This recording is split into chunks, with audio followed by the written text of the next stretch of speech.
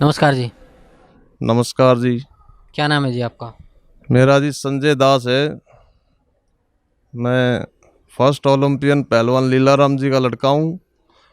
गांव मंदोला, जिला भिवानी में पड़ता है जी। क्या काम करते हैं आप? मैं जी जेल डिपार्टमेंट में सिपाही की पोस्ट पर हूँ, रोहतक जेल पर। संत रामपाल जी महाराज की शरण में कैसे आए? मैं जी जेल जेल डिपार्टमेंट में सिपाही की पोस्ट पर हूँ, रोहतक जेल पर। तो एक 2006 में करोथा कांड हुआ था जी। और उसमें आर्य समाजियों ने और हरियाणा सरकार ने मिलकर संत रामपाल जी के ऊपर झूठे आरोप लगाकर जेल में डाल दिया। और उनके आश्रम को जो सामान था वो सारा उठा ले गए थे। और सारी संगत को तंग किया था, झूठा मीडिया में निकलवाया था संत रामपाल जी के खिलाफ। मीडिया सभी न्यूज़पेपरों में हमने भी पढ़ा था जी। और अच्छे से अच्छा व्यक्ति भी अगर उस अखबार को पढ़ ले तो उसके भी मन में ये आएगा भी अगर ऐसा है तो वहाँ संत रामपाल जियों को गोली क्यों ना मार दी जाए। तो जेल में आ गए वो। तो जेल के अधिकारियों ने मीटिंग की वहाँ पे। तो वहाँ पे मेरी ड्यूटी लगाई गई। तो जाते ही मैंने संत रामपाल जी को नमस्कार बोला, सच्चाई बोला। तो संत रामपाल जी ने कहा भी आप मेरे को गुरु क्यों कहते हो?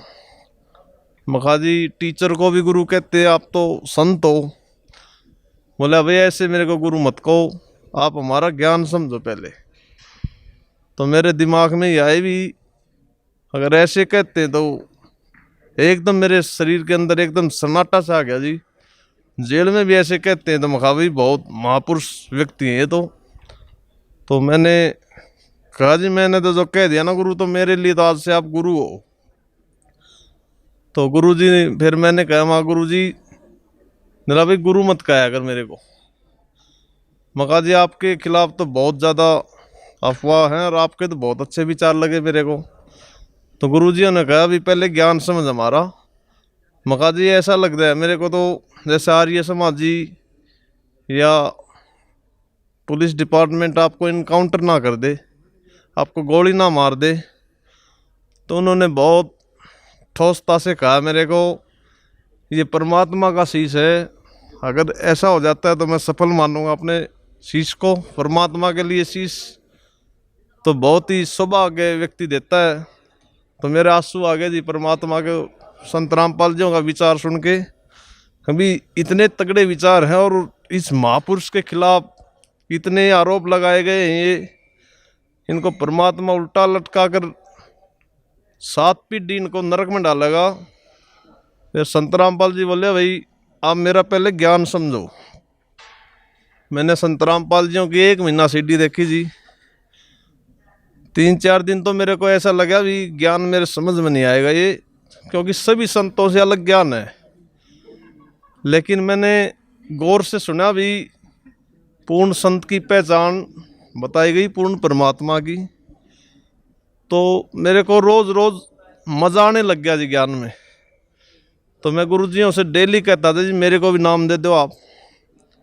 बोला भाई ऐसे नाम नहीं देते हम, आप होक्का पीते हो। तो मैं होक्का का बहुत ज़्यादा आदी था और परिवार वाले भी दुखी थे मेरे से। तो मैं बोला जी आप ही दया करो, अगर आप में शक्ति है तो ये। तो संत रामपाल जी ने नला जी परमात्मा ही करेंगे, हम तो कुत्ते उनके। संत रामपाल जी ने कहा ये बात। तो उस दिन से मैंने होक्के में वो स्वाद नहीं आया जी। 4-5 दिन मैंने पिया उनके कहने के बाद भी, लेकिन परमात्मा ने इतनी दया करी भी ये तो बहुत गंदी चीज़, मैंने बांस आने लग गई उसमें से। और मैंने उस होक्टी को भगा दिया बाहर। सुबह मैं ड्यूटी पे गया तो संत रामपाल जी बैठे हुए थे। मैं बोला गुरु जी आज तो नाम दे दे। बोला आज दे देंगे भी, आज तू योग्य हो गया है। तो उन्होंने 2/9/2007 में को सुबह 6:30 बजे उन्होंने मेरे को बहुत दया करी, परमात्मा ने मेरे को नाम दे दिया। तो बोला भैया नियम आपने हमेशा फॉलो करने हैं। मखा जी आप नहीं करवाने, हम तो कुत्ते हैं आपके। तो मैंने रोज़ टीवी पे देखता था और सीढ़ी पे सीढ़ी लिया है मैं उनके भक्तों से। तो क्या ज्ञान है जी, शास्त्रों के अकॉर्डिंग ज्ञान बता रखा है परमात्मा ने।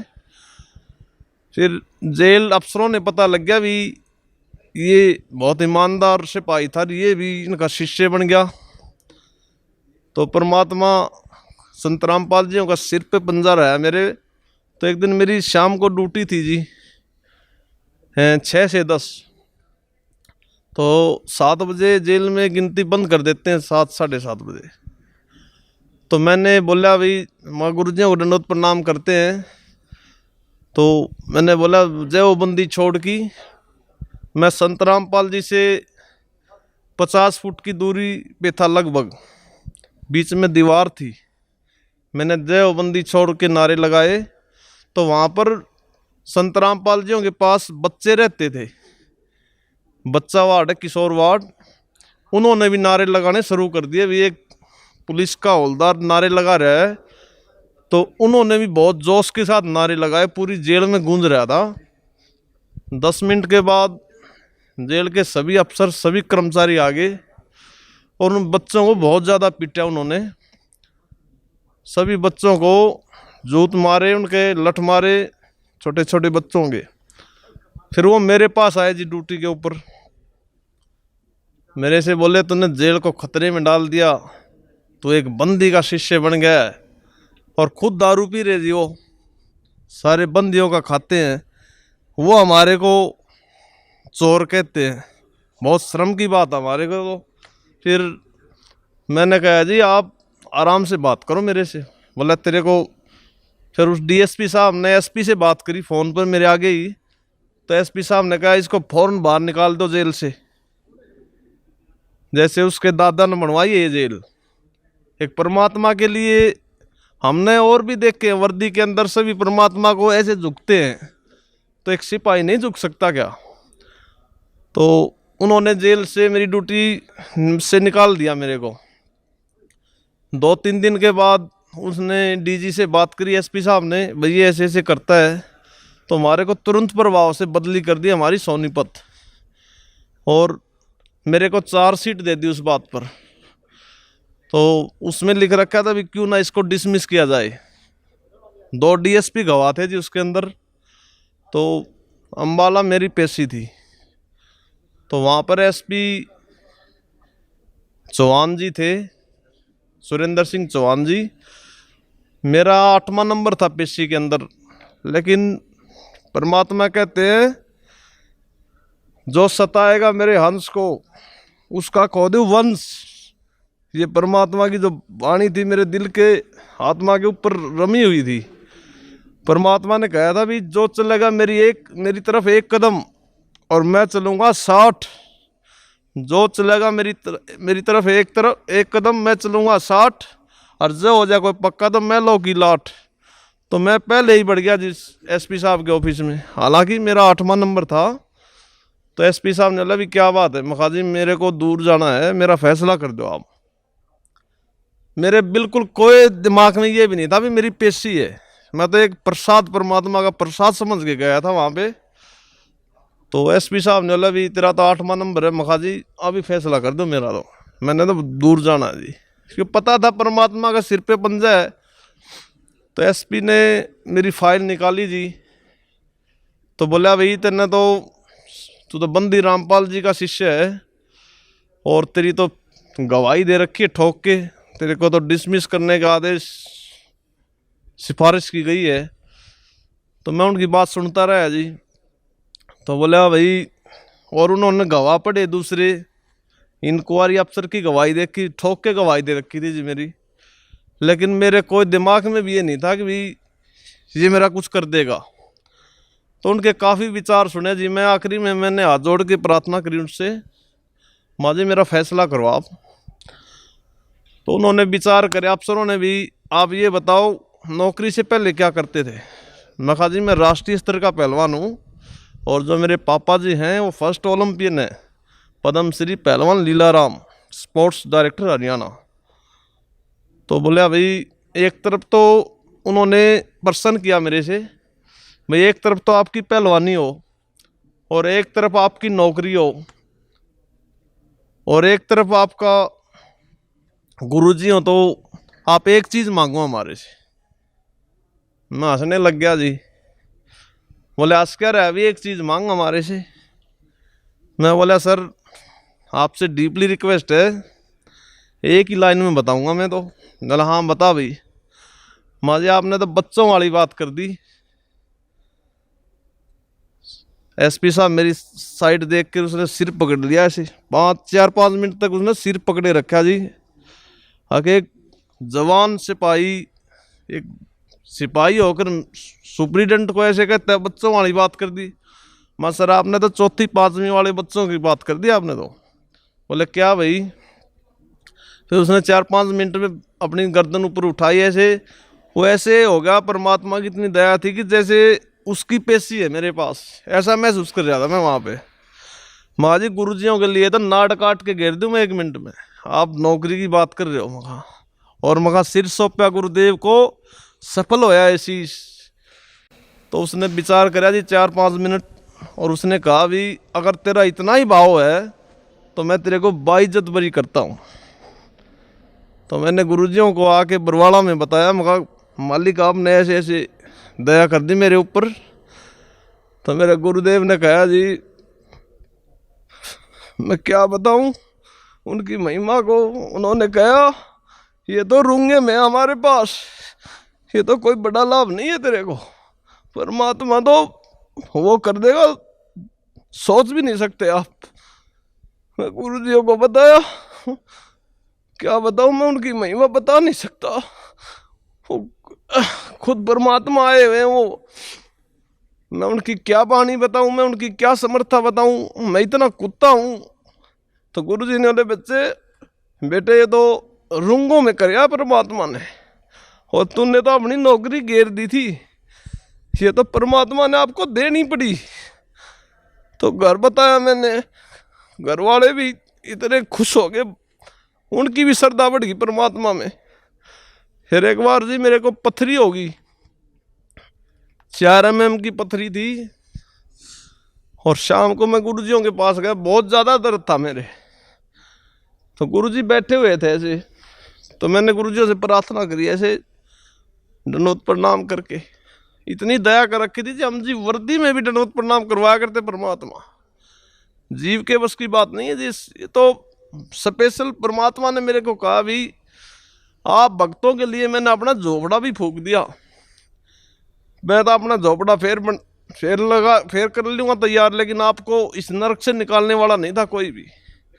वो शब्द मेरे आज भी मालिक की आत्मा के ऊपर रखा हुआ है जी। तो फिर परमात्मा ने कहा भी, मैंने गुरुजी से प्रार्थना करी, गुरुजी मेरे पथरी है जी 4 mm की, और बहुत ज़्यादा दर्द है। गुरुजी परमात्मा कहते साधु बोले सहज स्वभाव, और जो चाहे सो कर दे। बोला भाई परमात्मा दया करेंगे, सुबह जल्दी निकल जाएगी। तो मेरी रात को 2 से 6 ड्यूटी थी जी। सुबह मेरे जुलाब लगी, उसके अंदर परमात्मा ने इतनी दया करी, बाहर निकल गई। और मैंने 2 दिन के बाद फिर टेस्ट करवाया मैंने एक्सरा में, बिल्कुल नील रिपोर्ट आई। डॉक्टर ने बोला भाई है नहीं तेरे तो। मखाजी मेरे तो 4.5 mm की है। डॉक्टर ने भी सिर पकड़ लिया जी, बोले तो परमात्मा का खेल है भाई, इंसान के बस की बात नहीं है। तो ऐसे ऐसे चमत्कार परमात्मा ने करते रोंगों में। बताओ जी उनकी क्या महिमा गाए हम परमात्मा की, हमारे पास शब्द नहीं है उनके लिए। और मैं तो ये कहता हूँ पूरे विश्व में सभी भाई बहनों को, आज तक ऐसा संत नहीं हुआ है जो ऐसा ज्ञान बताता है। हमारे परमात्मा सभी ऐब छुटवाते हैं। और एक दिन ये मैं हाथ जोड़ कर प्रार्थना करता हूँ, पूरा विश्व स्वीकार करेगा इस ज्ञान को। मैं सच्चाई बता रहा हूँ आपको। और ये जो संत हैं, ये हमारे ज्ञान में एक भी शब्द गलत बता दो, हम उनको संत मान लेंगे। ज्ञान है ही नहीं उनके पास, झूठे हैं, सब झूठी दुकान करे हुए हैं, बिजनेस बना रखा है। जो वीआईपी लोग हैं उनको तो आगे बिठाते हैं। और हमारे गुरुजी संत रामपाल जी महाराजियों के यहाँ डीसीबी एसपी सभी लाइन में आते हैं। तो संत कहते हैं भाई सब इक्वल है हमारे यहाँ। तो संत तो पूरी विश्व के अंदर पूर्ण संत पूर्ण परमात्मा सतगुरु रामपाल जी महाराज जी हैं जी। इनका आप सभी से प्रार्थना, इनका ज्ञान सुनो। सीडी पे आज तो बहुत दया कर रखी है परमात्मा ने, और किताबें घर घर में जा रही हैं। SMS करो हमारे फ़ोनों पे, आपको घर बैठे किताब देंगे हमारे गुरुजी। और सभी से प्रार्थना है भाई, हमारा तो सारा परिवार के ऊपर दया कर रखी परमात्मा ने। हमारे छोटे छोटे बच्चे आते हैं 10 एक एक महीना यहाँ सेवा करते हैं, तो कोई अपनी बेटी को कोई गलत जगह पे ले जाएगा क्या? परमात्मा कहते हैं अगर सच्चाई है तो अपनी जगह भी बनाएगी वो। हमारे गुरुदेव तो परमात्मा खुद कबीर साहब आए हुए हैं, तो सभी भाइयों से प्रार्थना है कि यहाँ आए और जन्म मरण का रोग कटाए। सच